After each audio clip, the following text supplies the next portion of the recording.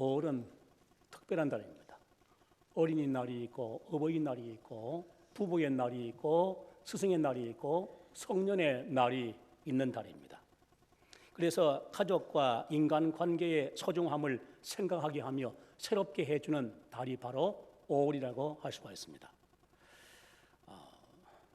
국가적으로 제정된 지 가장 오래된 것이 바로 어린이날과 어버이날인데 그 유래를 살펴보면 먼저 교회에서 시작이 되었고 그 근본 취지를 또 성경에서 찾아볼 수가 있습니다. 성경은 가정의 역사적인 유래를 말씀하고 있을 뿐 아니라 가족들의 도리가 무엇인가를 세밀하게 가르쳐주고 있습니다. 오늘 어버이 주일을 맞이해서 주 안에서의 가족과 가정이라는 제목으로 한번 생각을 해보도록 하겠습니다. 첫째로 아내와 남편의 도리는 하나님의 창조의 질서입니다. 이 본문에 보면 먼저 아내의 도리가 무엇이며 남편의 도리가 무엇인가를 말씀하면서 온 가족들의 그 도리가 무엇인가를 소상하게 설명을 하고 있습니다. 먼저 아내들은 남편에게 복종하기를 주께 하듯 하라고 했어요.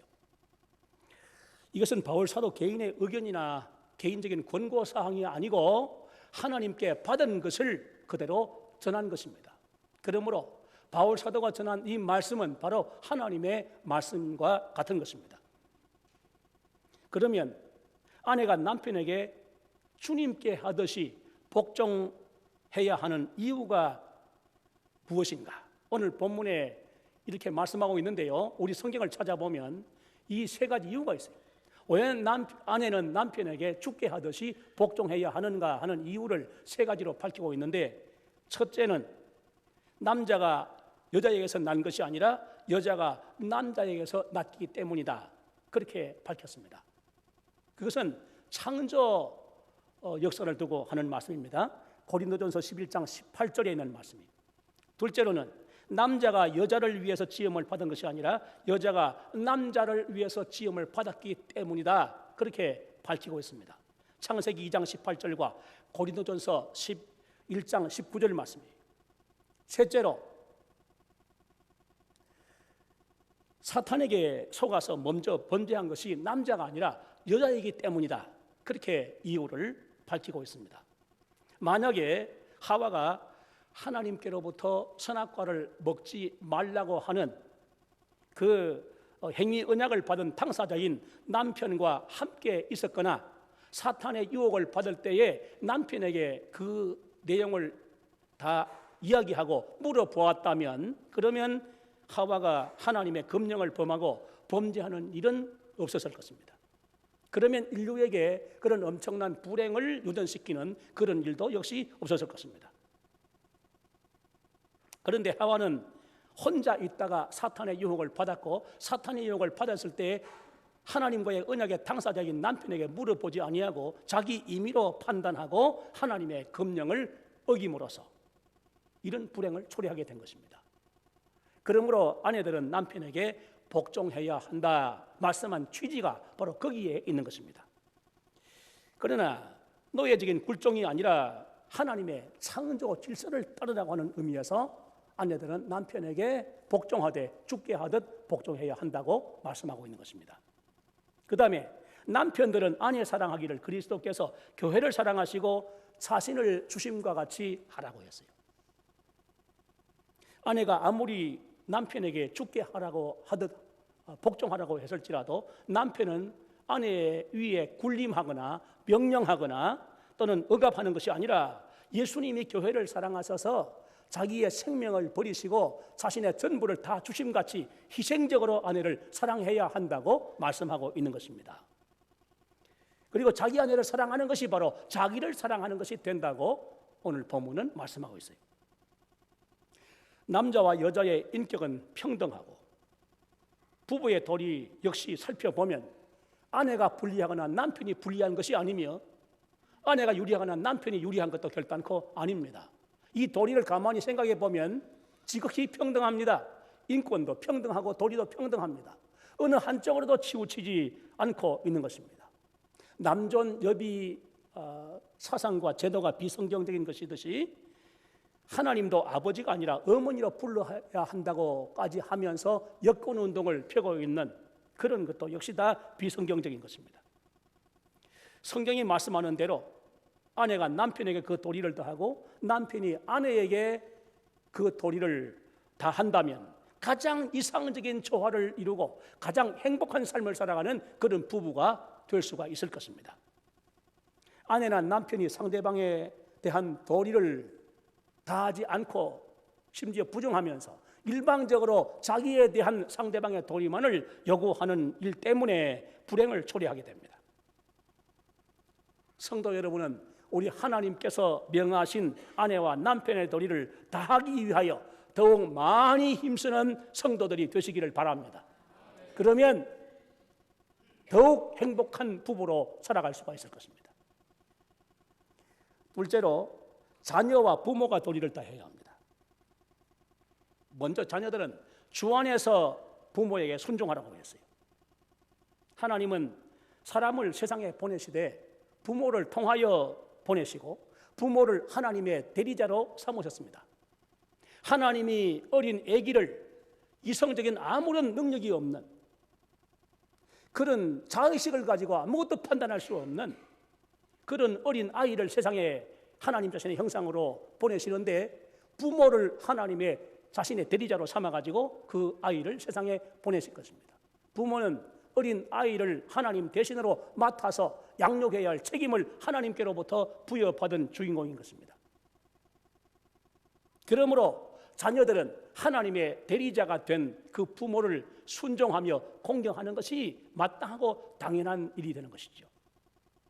성경을 보면 부모를 하나님다로 공경해야 한다고 가르치고 있습니다. 우리 성도들의 삶의 규범으로 주신 십계명을 보면 출애굽기 20장에 나오는 그 십계명의 구조를 보면 그렇게 되어 있어요.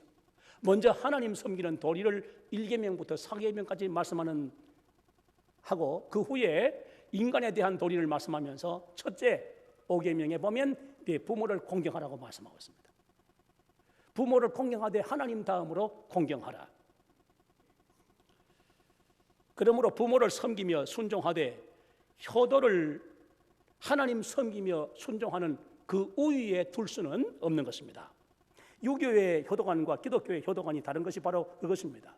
유교에서는 생존한 부모를 공경할 뿐 아니라 그 부모가 부모의 사후에는 부모를 조상신으로 받들어 섬기면서 제사를 해야 한다고 그렇게 강요하는 것이 유교의 효도관입니다. 이것은 기독교 효도관과 배치되는 것이지요.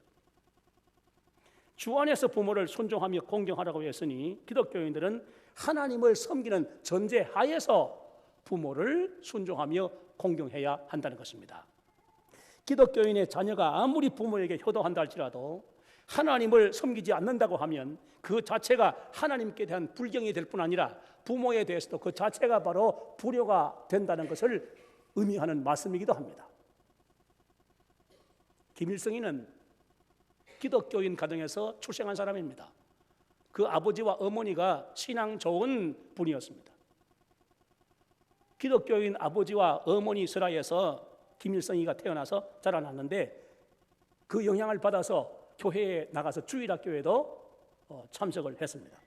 그런데 김일성이는 하나님을 떠나서 무신론 공산주의자가 되고 하나님을 대적하며 북한의 기독교를 모조리 다 말살해 버리는 사상 최악의 박해자가 되었으며 자손에게 적그리스도 사상을 대물림하는 그런 인물이 되고 말았습니다.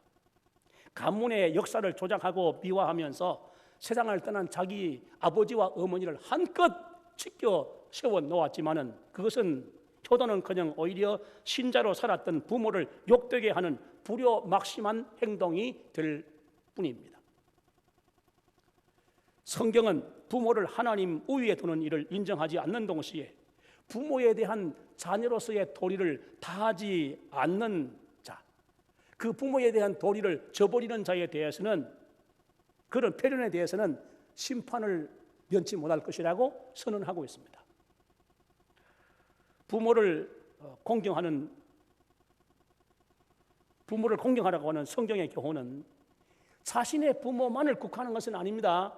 자신의 부모는 물론이고 모든 어른들을 공경하라고 하는 의미를 거기에 포함하고 있어요. 그래서 셋머리 앞에 일어서라 하는 말씀의 의미가 바로 그것입니다. 자기 부모를 공경하는 것은 물론이고 모든 부모들, 모든 어른들, 모든 선배들을 다 공경하라고 하는 그런 의미를 이 5계명은 포함하고 있는 것입니다. 그 다음에 부모는 자녀를 노엽게 하지 말고 주의 교훈과 훈계로 양육하라고 했어요. 우리 인간 사회에는 참으로 유감스럽게도 참 마음 아프게도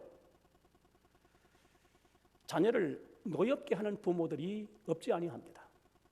자녀들을 고통스럽게 만드는 부모들도 없지 아니합니다. 자녀를 인격적으로 무시하거나 학대하거나 버리거나 자녀에게 무리한 일을 요구하거나 또는 못할 짓을 강요하며 자행하는 그런 비인간적인 부모도 없지 않아요.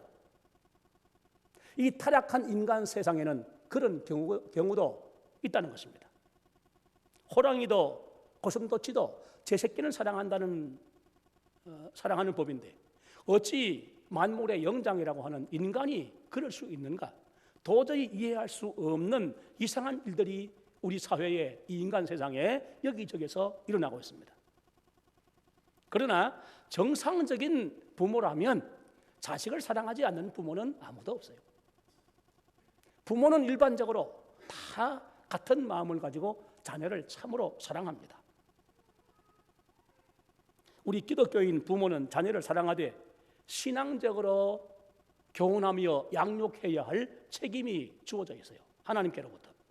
왜냐하면 하나님께서 하나님 자신의 자녀로 기르라고 그 자녀를 위탁하셨기 때문이고 그 자녀가 구원을 받고 하나님의 은혜 가운데 살아가야 할 사람이기 때문에 그러한 것입니다.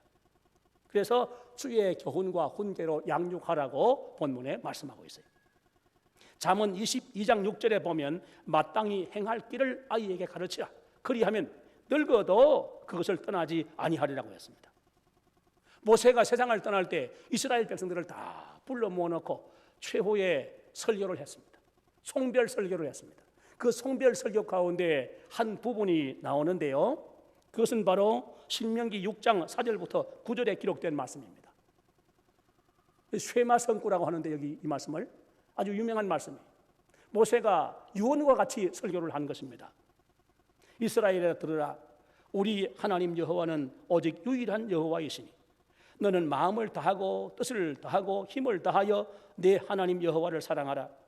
오늘 내가 네게 명하는 이 말씀을 너는 마음에 새기고 네 자녀에게 부지런히 가르치며 집에 앉았을 때이든지 길을 갈 때이든지 누워 있을 때이든지 일어날 때이든지 이 말씀을 강론할 것이며 너는 또 그것을 내 손목에 매며 기호를 삼으며 내 미간에 붙여 표로 삼고 또 내 집 문설주와 바깥 문에 기록할지니라.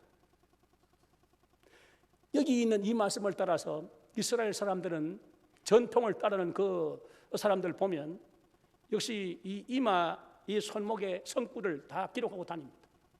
붙이고 다녀요. 성구가 기록된 그 표를 갖다가 붙이고 다녀요.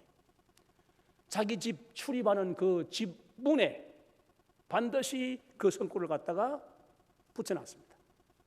심지어 호텔 여관에 가봐도 그 출입문에 반드시 대각선으로 비스듬하게 이렇게 작은 두루마리 같은 게 붙어 있는데 그것을 열어보면 그 안에 이 성구가 들어있는 것입니다. 반드시 들어올 때나 나갈 때나 이 말씀을 반드시 읽고 이 말씀을 반드시 논하고 가르치고 전해야 한다는 그런 교훈을 그대로 그들은 실천하고 있는 것입니다. 자녀에게 하나님의 말씀 가르치는 일을 통해서 가정의 신앙적인 역사와 전통이 끊어지지 아니하고 대를 이어서 계속되게 하라는 이 말씀을 우리는 주목해야 하는 것입니다. 부모는 자녀를 믿음으로 양육할 뿐만 아니라 장성해서 부모의 품을 떠나고 부모의 곁을 떠나 산다 할지라도 일평생 그 자녀를 위한 기도를 중단해서는 안 됩니다. 반드시 우리 기독교인 부모들은 자기 품 안에 있는 자녀를 주의 말씀의 교훈과 훈계로 양육할 뿐 아니라 자신의 품을 떠나서 독립해서 자립해서 살아간다 할지라도 그 자녀를 위한 기도는 단 하루도 중단해서 안 돼요. 항상 자녀를 위해서 부모는 기도해야 하는 것입니다. 얼마 전에 저희 집으로 전화가 걸려왔어요. 전화를 받으니까 두바이 살고 있는 딸의 다급한 목소리가 들렸어요. 아빠, 지금 여기 지진이 났어요. 깜짝 놀랐어요. 지진이 났다는 겁니다. 그래 제가 하도 당황스러워서 어떤 정도로 지진이 났느냐. 그러니까 아파트가 막 떨리면서 텔레비전이 왼쪽 오른쪽으로 왔다 갔다 할 정도로 엄청난 지진이 났습니다. 가슴이 덜컥 내려앉았어요. 세상에 다른 일도 지진이 났다고 하니까 이거 어떻게 할 방법이 없잖아요.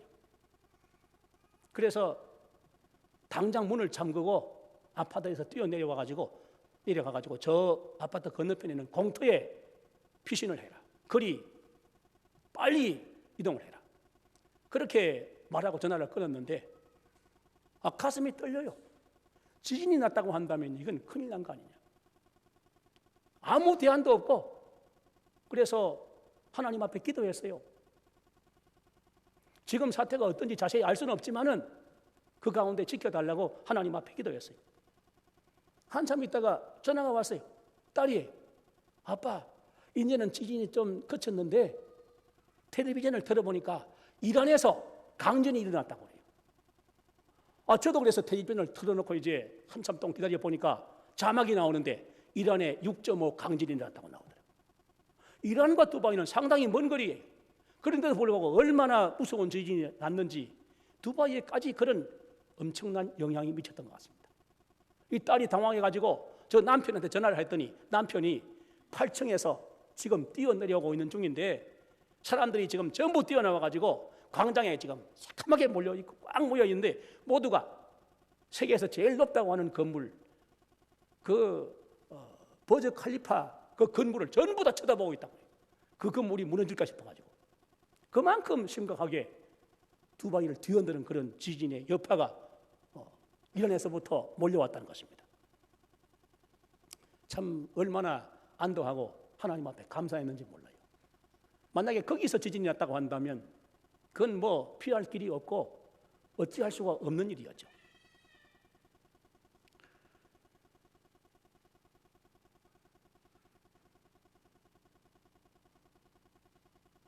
여러분, 우리가 가만히 생각해 보면요, 하루하루 우리 가족들이 어떤 공간에 가 살든지 무사하게 하루를 보낸다는 것 자체가 하나님의 특별한 보호와 은혜가 아닐 수 없는 것입니다.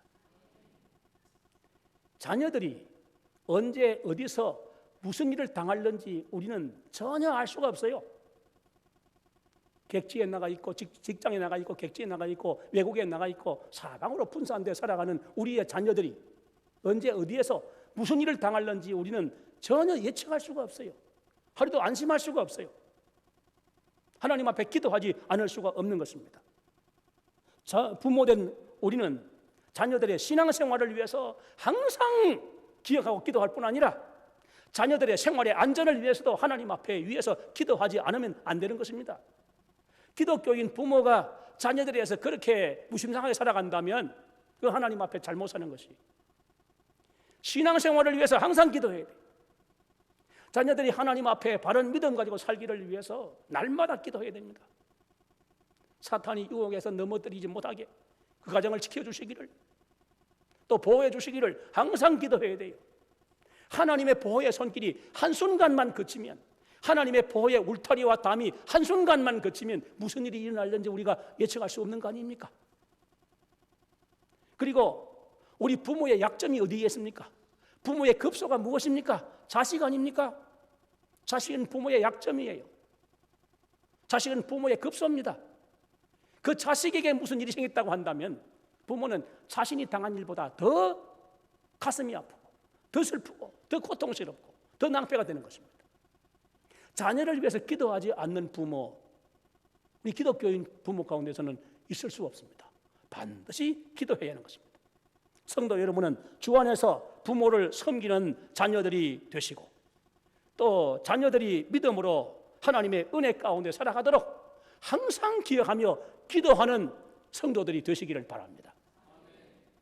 셋째로, 세상에서 가장 소중한 공동체가 바로 가정입니다. 어떤 공동체가 있다 할지라도 가정만큼 소중한 공동체는 없습니다. 가정은 남녀의 결혼을 통해서 이루어지고 부모와 자녀들 그리고 근친들이 함께 모여서 의식주와 일상생활을 함께하는 가족 집단이 바로 가정입니다. 가정은 하나님께서 에덴 동산에서 창설하신 제도이고 인류 최초로 성립된 우리 인간 공동체로서 사회와 국가의 근간을 이루고 있는 집단인 것입니다. 그러므로 가정이 얼마나 중요한가 하면 근간이 되는 가정이 이것이 불행하게 되고 흔들리게 되고 무너지게 되면 그 사회도 안전할 수가 없어요. 그 국가도 안전할 수가 없어요. 사회 국가가 건강하고 평안하고 안전하기 위해서는 가정들이 행복해야 돼요. 가정들이.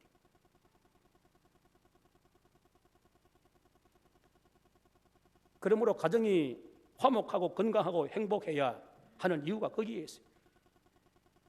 그것이 바로 가정을 창설하신 우리 하나님의 뜻이기도 합니다. 가정은 불가침의 보호를 받아야 합니다. 가정은 그 가족의 일원들인 자기 자신들이 가정을 지키는 것은 물론이거니와 그 사회가 가정을 지켜줘야 되고 국가가 가정을 지켜줘야 되고 가정은 불가침의 보호를 받아야 돼요. 그래야 그 사회와 국가도 복을 받을 수가 있어요. 자기의 가정이나 남의 가정이나 할 것 없이 가정을 위태하게 하거나 고통스럽게 하거나 불행하게 하는 이런 크나큰 죄악으로서 하나님 앞에 심판을 받을 그런 무서운 일이 아닐 수가 없는 것입니다. 자기의 가정을 파괴하는 남편이나 아내나 자식은 물론이고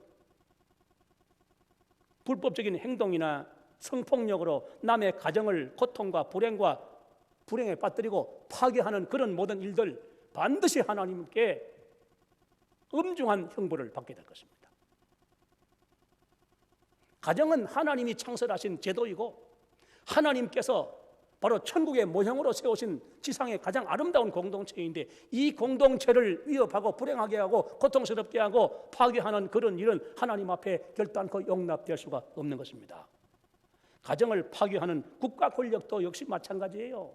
국가 권력으로 가정을 고통스럽게 하고 파괴하는 일도 하나님께서 반드시 심판하실 것입니다. 며칠 전에 14호 수용소 탈출의 저자 신동혁 씨가 텔레비전에 출연해서 그 북한 정치범 수용소의 실태를 이야기하는 말을 제가 들었습니다. 그 수용소 안에서 짐승이나 벌레만도 못한 그런 취급을 받고 학대를 받으면서도 당연히 처형당할 죄가 있는 부모를 죽이지 않고 살려서 수용소 안에서 살게 하는 것은 국가가 베푼 엄청난 은혜이니까 감사한 마음을 가지고 복종하고 항상 시키는 대로 일하며 살아야 한다. 그렇게 세뇌를 당했기 때문에 수용소 안에 살고 있는 그 어린 아이들이나 젊은 사람들은 당연히 그런 줄로 생각하면서 살고 있다는 것입니다.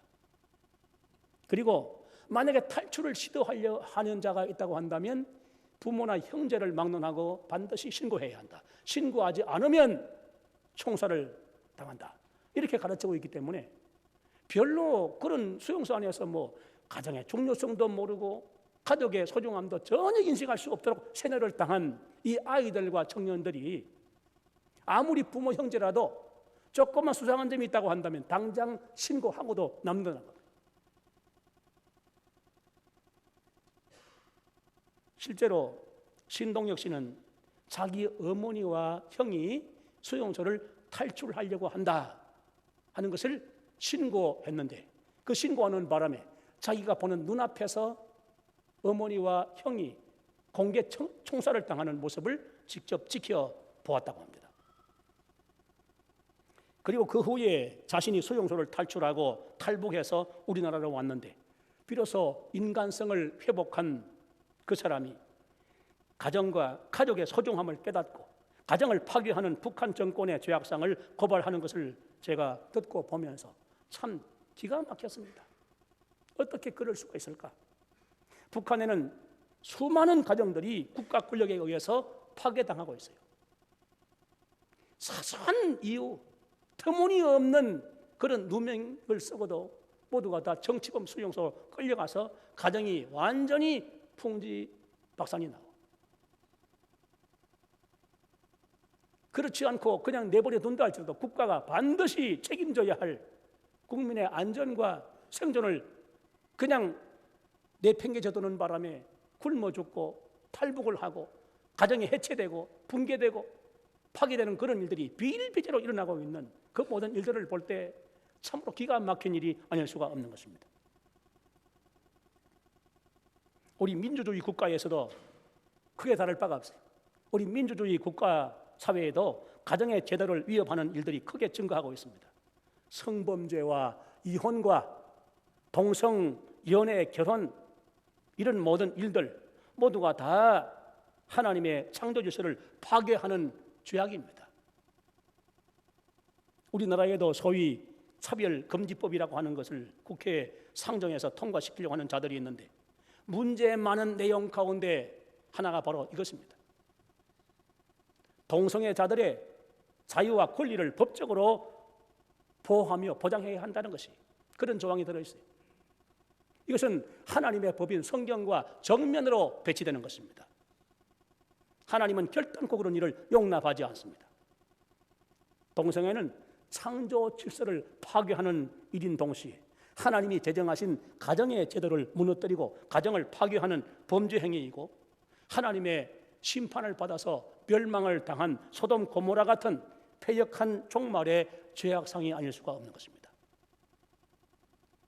가정의 제도와 질서는 어느 누구도 왜곡하거나 침해하면 안 됩니다.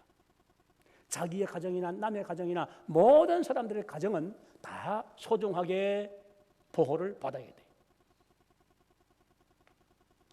성도 여러분은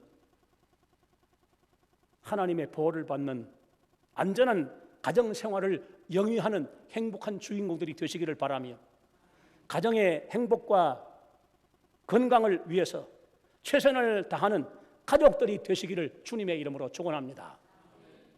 그래서 여러분의 가정이 하나님의 의도대로 천국의 전형적인 복된 모형들이 되시기를 바랍니다. 오늘 말씀 여기서 정리하겠습니다. 하나님은 인간을 자신의 형상으로 만드신 창조주이시므로 인간은 하나님을 섬기는 것이 그 본래의 본분입니다. 또 하나님은 부부를 사랑과 행복을 누리는 동반자와 하나님을 섬기며 은혜 가운데 살아가기 위한 협력자로 삼으셨으므로 부부는 하나가 되어서 하나님을 기쁘시게 하는 삶을 반드시 살아가야 합니다. 하나님은 가정을 천국의 모형으로 세우신 창설자이시므로 가족들이 함께 하나님을 섬길 때에 진정한 의미의 행복을 그 가족들이 구가할 수가 있습니다. 하나님은 인간 부모를 하나님 자신의 대리자로 삼으셨으므로 부모를 공경하는 것이 하나님을 기쁘시게 하는 일입니다. 하나님은 자녀를 주의 교훈과 훈계로 양육하라고 하셨으므로 자녀가 하나님의 자녀로 자라며 살아가도록 최선을 다해야 부모의 도리를 다하는 일이 될 것입니다. 성도 여러분 가정마다 정말 그 가정이 온 가족들이 서로 상대방에 대한 도리를 다함으로써 더욱더 화목하고 사랑이 넘치고 하나님의 은혜를 잔치하는 그런 행복한 가정들이 되시기를 바라고 하나님의 보호와 인도와 은혜와 위로의 요람이 되시고 여러분의 가정이 더욱 건강하고 더욱 행복한 가정들이 되시기를 주 예수 그리스도의 이름으로 축원합니다. 오늘 어버이 주일인데 우리가 대부분 다 어버이들입니다. 특히 어버이로서 한 평생을 살아서 노년을 맞이한 연세 많은 우리 어르신들, 우리 하나님께서 위로의 손길로 붙들어 주시기를 바라고 하나님 앞에 남은 소망, 자신을 위해서 뭐 특별한 것이 있겠습니까? 자녀손들이 잘 되기를 위해서 하나님 앞에 소망하고 기도하는 것이 그 전부겠죠. 특별히 자녀손들의 신앙생활을 위해서 기도하시고 자녀손들이 하나님의 보호와 은혜 가운데서 살아갈 수 있기를 위해서 항상 기도하시는 가운데 하나님의 응답으로 하나님 앞에 자녀손들로 인해서 감사할 수 있는 일들이 여기저기서 일어나게 되는 그런 복된 여생들이 되시기를 바랍니다. 우리 함께 잠시 한번 기도하겠습니다. 우리 자신의 가정을 위해서, 우리 가족들을 위해서, 우리 부모와 형제와 자녀들을 위해서 기도하고, 또 우리 성도들 모두의 가정들을 위해서, 가정들이 다 안전하고 건강하고 평안하며 행복을 누리는 가정들이 될 수 있기를 위해서 우리 함께 한번 기도하도록 하십시다. 통성으로 기도합니다. 하나님 아버지, 감사합니다.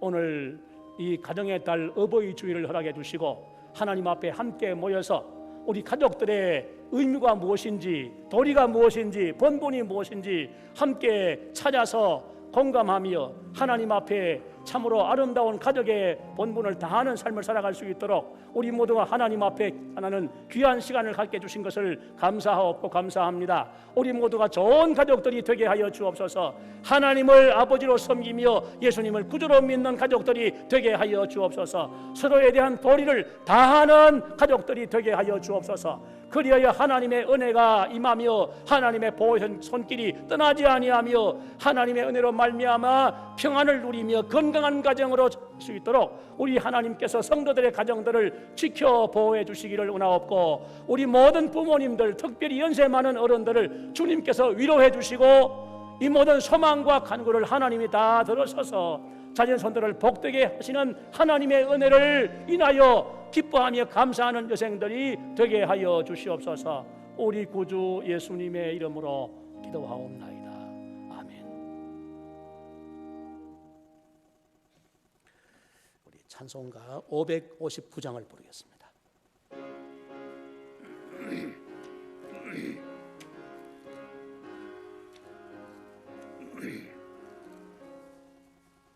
사철의 봄바람 불어있고 하나님 아버지 모셨으니 어둠의 반석도 든든하다. 우리 집 즐거운 동산이라. 고마워라 임마누엘, 예수만 섬기는 우리 집. 고마워라 임마누엘, 예수 즐거운 하루하루. 어버이 우리를 고이시고 옹기들 사랑에 뭉쳐있고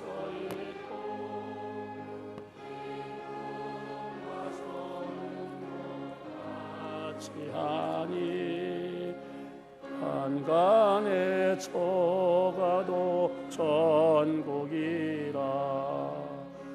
고마워라 임마누엘, 예수만 섬기는 우리 집. 고마워라 임마누엘, 복되고 즐거운 하루하루. 아침과 저녁에 수고하여 다 같이 일하는 온 식구가 한 상에 둘러서 먹고 마셔. 여기가 우리의 낙원이라. 고마워라 임마누엘, 예수만 섬기는 우리 집. 고마워라 임마누엘, 복되고 즐거운 하루하루. 기도하시겠습니다. 주 하나님 아버지, 오늘 어버이 주일을 허락해 주시고 우리가 함께 모여서 참으로 주 안에서 살아가는 우리 가정의 온 가족들의